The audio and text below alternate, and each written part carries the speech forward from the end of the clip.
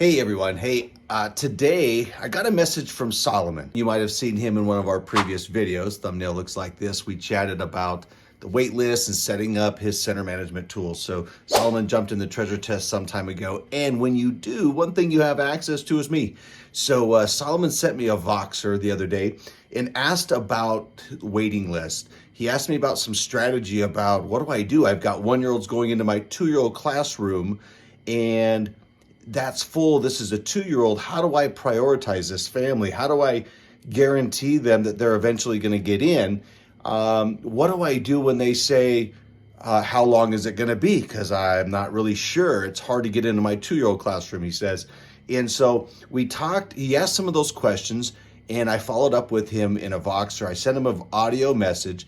And so I just wanted to play that with you today. So if you have questions about philosophy, strategies, positioning people on the waiting list, this is just some answers to his question. Hopefully they'll be helpful to you.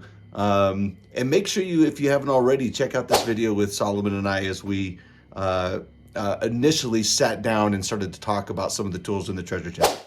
All right. Good morning, Mr. Solomon. Happy Thursday, my friend. Here's some approaches to the wait list in this. So first and foremost, when I put someone on the waiting list, it's because I don't have immediate availability. And that waiting list is just a holding spot. All right. So consider someone that missed their flight because they were late and the next flight is full. You say, well, hey, I'll put you on standby. And if we have any seats open up, I'll call your name. Same thing with the waiting list. So when I put someone on the waiting list, they are absolutely guaranteed nothing except for the fact that I'm going to keep track of them. And when I have a spot open up, I will certainly give you a call. And the more information that you can give me with regard to what you need, what you can have will work for you, the better. So by putting someone on the wait list, my strategy, that's not a guarantee for anything for an infant, 1 or 2. I think your scenario was, all right, you got a 2-year-old that called. Let's say they're 2 years and 2 months old and they want Monday through Friday. But you have a 1-year-old that's moving up, let's say in June, into the 2-year-old room, or maybe they're moving up tomorrow. And so now you only have a 1-year-old spot. Got it. No problem. So now you have a backup for your 2-year-old room when you have availability. And if this is the first 2-year-old on that waiting list, perfect. Hey, you're next in. That means if we have a 2-year-old that moves up to our 3s, and that could open up a spot. Maybe someone changes their schedule and they don't need care, or they need to modify their days, and that opens up some availability.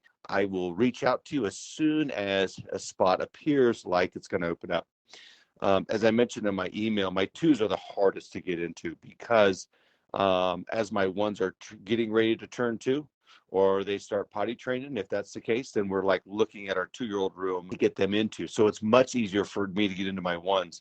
I've had people that have sat on my 1-year-old waiting list since they were 10 months old, 9 months old, and they never got into the 1s. Then here we are.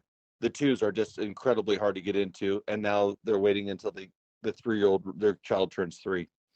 So that's a bit of an extreme case, but honestly, definitely happens. We have between 30 and 60 kiddos any one time on our 1-year-old waiting list. And you're going to park them on the waiting list. You're going to call their number when they come up.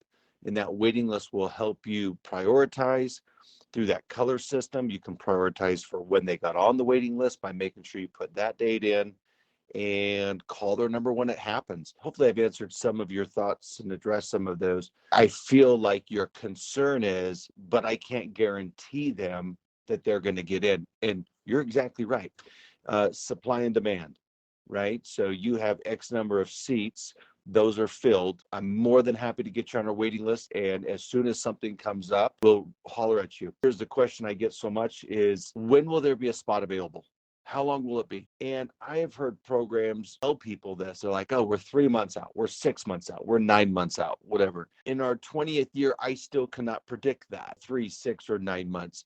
It takes a lot of mental calculation looking at my current kids' birthdays and then predicting who's moving out of town and who's going to change their job, who's going to withdraw, and all that kind of stuff to to give someone an idea. So I never try to give them, our waiting list is 3 months out. It's not like a restaurant where they go, well, how long before we sit down? Sometimes parents call with that mentality. The thing that I am able to do is look at major pivotal points in our program. And one of them is in August when school lets in, comes back into session because, for example, at Discovery Kids 1, we're going to send about 35 kids to kindergarten. So these kids started with us maybe this year or 4 or 5 years ago. And now they're all going to be going to kindergarten full day, right? Monday through Friday. So that tells me I've got that many spots that are going to open up in my program. So that is the one time a year that I can really predict a big move up. And so I have a huge shift on the first day of school. So kiddos that were in my threes that are 3.5 or have turned 4, they're going to boom, move up into my 4-year-old room. And my 2-year-olds that are turning 3 are going to move up into my 3-year-old room.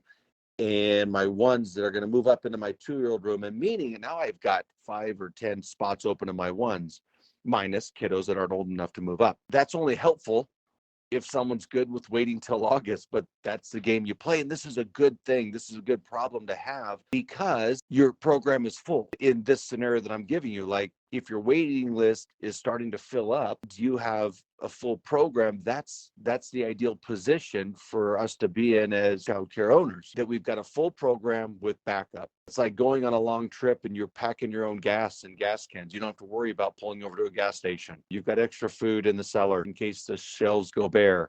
That's what that waiting list. If I missed anything, if you got any follow-up, you might feel free to give me a shout. Let me know if you have questions on that. If you have any follow-ups, man, I look forward to chatting with you.